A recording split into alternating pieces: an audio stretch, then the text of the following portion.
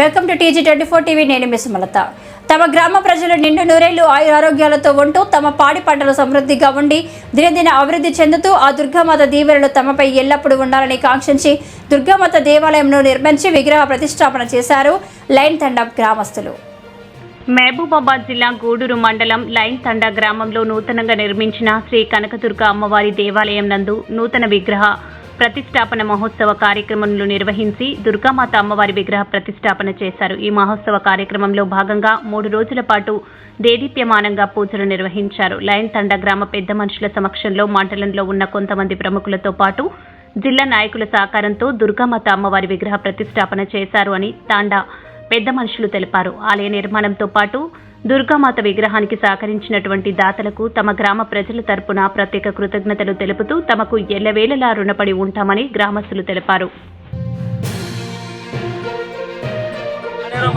శ్రీ గురుభ్యో నమః.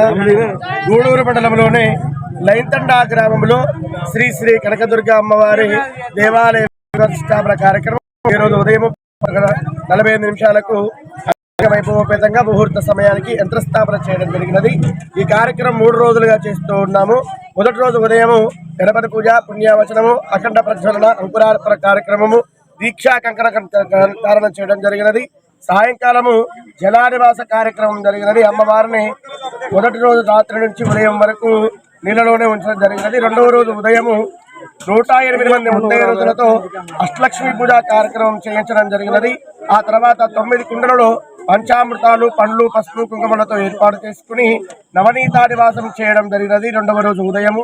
రెండవ రోజు సాయంకాలం మరలా హోమ కార్యక్రమాలు చేసుకుని అమ్మవారికి దిష్టి కుంభ కార్యక్రమం ఆ అమ్మవారిని లైన్ తండా గ్రామం మొత్తము గ్రామోత్సవంగా తిప్పడం జరిగినది. గ్రామోత్సవం తర్వాత సాయంకాలం రాత్రి 8 గంటల నుంచి 9 గంటల వరకు అమ్మవారిని ధాన్యములో, ధనములో, పుష్పాదివాసము, ధనాదివాసము, శయనాదివాసము, ఫలాదివాస కార్యక్రమాలు నిర్వహించడం జరిగింది. రోజు అనగా ఈ రోజు ఉదయము స్వామివారికి, అమ్మవారికి జరిగేటువంటి రాజు గారికి, అదేవిధంగా కనకదుర్గ అమ్మవారి జరిగేటువంటి కైంకర్యంలో భాగంగా ధాన్యాదివాసంలోంచి విగ్రహాలను తీసి వాటిని శుభ్రపరిచి మనము వాస్తు పర్యగ్రీకరణ కార్యక్రమం జరిపించడం జరిగినది. ఆ తర్వాత దిష్టి కుంభం పెట్టి అమ్మవారి యొక్క ముహూర్త సమయమునకు యంత్రస్థాపన జరిగినది. ఆ తర్వాత హోమ కార్యక్రమాలు చేసి పూర్ణాహుతి కార్యక్రమంతో ఇటు కార్యక్రమం మొత్తము సంపూర్ణం చేయడం జరిగినది. విగ్రహం ప్రతిష్టాపన మేము తండాల నుంచి ప్రతి ఒక్క ఉద్యోగస్తులు ఫస్ట్ వాళ్ళ వంతు వాళ్ళు సాయం చేశారు. సాయం చేసిన ప్రతి ఒక్కటికి మేము కమిటీ ద్వారా కృతజ్ఞతలు చెప్తూ, అదేవిధంగా మా ఊర్లో పండుగ జరుపుకుంటున్నాం. కొంచెం మీ సాయం కావాలని అడగంగానే ఇచ్చినందుకు మా దాతలకు పేరు పేరున ధన్యవాదాలు తెలుపుతూ, ముఖ్యంగా మేము అడగకుండానే మాకు విగ్రహదాత ఇచ్చిన మా వెంకటకొమ్మాలు మామగారికి మా తండ తరపున ఎనీ టైం ఎప్పటికీ రుణపడి ఉంటామని కోరుకుంటున్నాం. అదేవిధంగా లైన్ తండ విగ్రహానికి కూడా తలుపులుగా దాతలు చేసిన అజ్మీరా సురేష్ కూడా వాళ్ళు కూడా సహకరించారు. అదేవిధంగా ముఖ్యంగా ఈ గుడికి కష్టపడి ఇది చేసిన ప్రధాన ముఖ్య భద్రు గారు ముందుండి అన్ని పనులు చేసి విజయవంతంగా పండుగ జరుపుకోవడం జరిగింది.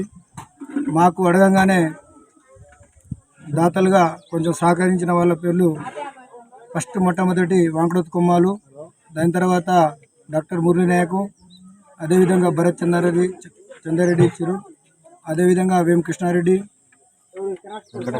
Venkata Krishna Reddy, Nunavath Radha, బూడిగా Satish,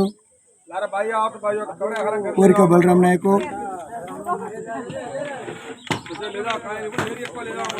Dharavath Kishan, Aravind high school principal, Chilupur Venkanna, Kodidala Sanjay Kumar, Perala Ramu, Thoutireddy Jagender Reddy, Kummala Ramanareddy, Dodda Nagesh, ఆకుల రమేష్. ఈ విధంగా మాకు అందరూ కొంచెం ఆర్థికంగా సపోర్ట్ ఉండి మీ విగ్రహంకు, మీ దేవతకు మేము కూడా మా వంతు మేము సాయం చేస్తామని నాకు చేయడం జరిగింది. కాబట్టి వాళ్ళకు మా కమిటీ తరపున, మా తండ తరపున రుణపడి ఉంటామని కోరుకుంటూ ముగిస్తున్నాం.